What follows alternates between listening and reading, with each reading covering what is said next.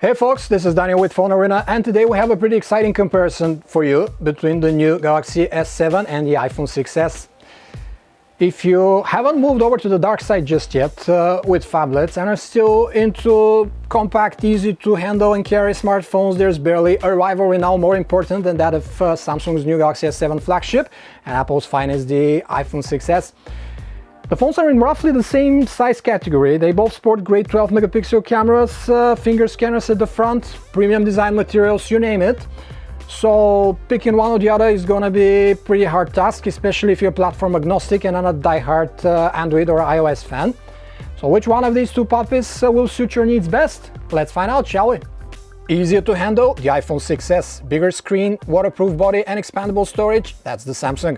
The Galaxy S7 hasn't changed much compared to its predecessor, yet design is altered where it counts. It now has a tapered back instead of sharp edges, which makes it more comfortable to grip. And there's also waterproofing that lets you dunk it in up to 5 feet of water for half an hour. Also, Samsung managed to fit a larger screen in a chassis that is not that much larger than the one on the 6s, which is commendable. What the iPhone has against those formidable advantages of the S7 is a slimmer, lighter and more comfortable to operate chassis that would be less prone to smudges or cracks when dropped, for example. If you like it, then you should have put a case on it, as Beyoncé never said. Looking at the displays, the bigger AMOLED screen pleases the eyes with its robust calibration modes and the always-on feature that shows pertinent info at all times without much battery drain. Apple has a different trick up its display sleeve, namely the 3D touch functionality, which allows the screen to detect various levels of physical pressure and is used to enable new ways of interaction with the user interface. As for quality, while both panels are roughly on par when it comes to outdoor visibility or viewing angles, you should go shoe shopping with the basic screen mode turned on in the Galaxy S7, as the default adaptive one tends to show colder, overzealous colors, especially when the phone is tilted. Samsung's TouchWiz overlay may not run as smoothly, but it hits it out of the park with the cross-up multitasking and game launcher options. Cross-up lets you start a browser window in the bottom display half without leaving your chat thread, or you play videos directly in the chat window, which is pretty helpful considering how much chatting we now do from our phones. Game Launcher is a set of tools for the hardcore players out there. Gamers can record videos of their gaming sessions, they can limit notifications shown while playing, they can disable buttons when certain games are running, and more. The iOS edition that is currently running on the iPhone is clean, streamlined and easy to get the hang of. Besides, it serves as a gateway to a vast quality-driven library of games and applications. The 3D touch functionality of the screen, as we mentioned, adds a new level of app interaction, as you can quickly start song recognition by depressing the Shazam icon, for instance, instead of waiting for this clunky app to load. Samsung quoted a brand new Internet 4.0 browser for its Marshmallow update, and the Galaxy here is taking advantage. It has a completely overhauled rendering engine and extra features like full compatibility with the latest web standards and push notifications. Moreover, it adds a new secret mode that doesn't record browsing history, cookies, passwords, autofill data and the like, and this one is accessible only with a fingerprint. Apple's Safari browser, on the other hand, renders pages very quickly too and has a handy reading mode that strips articles of pictures, ads, formatting and the like, leaving you with the bare-bones text only without unnecessary distractions.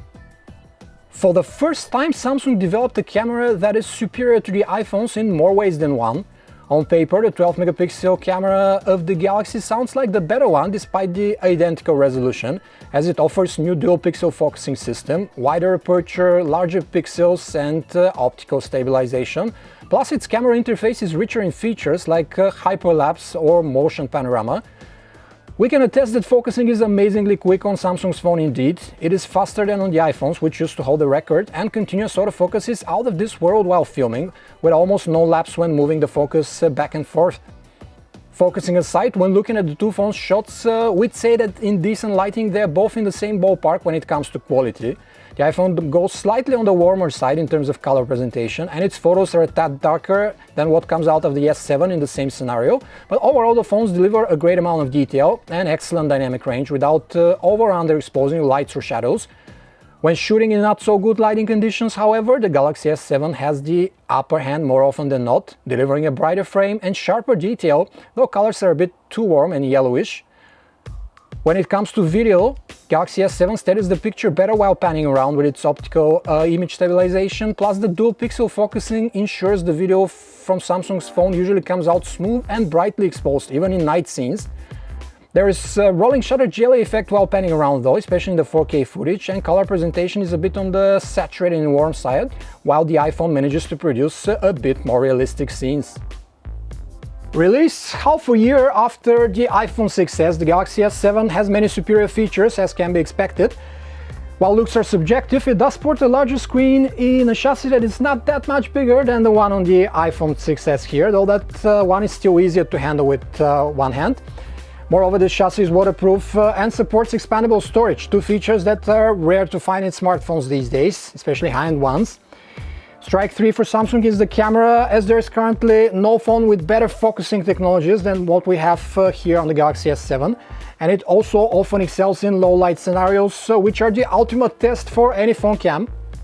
Samsung's interface is also more abundant in features like split-screen multitasking or the dedicated game launcher, though Apple offers its 3D touch functionality, which is an extra input method, and a bit more reliable user experience. The Galaxy S7 is slightly more expensive than the basic iPhone 6s, but it offers more storage, so pricing is more or less on equal footing.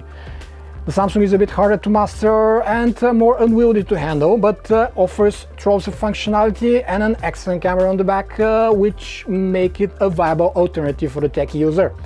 This was a video comparison between the new Galaxy S7 and the iPhone 6s. For more information about these handsets, you can visit us at PhoneArena.com. Thanks for watching.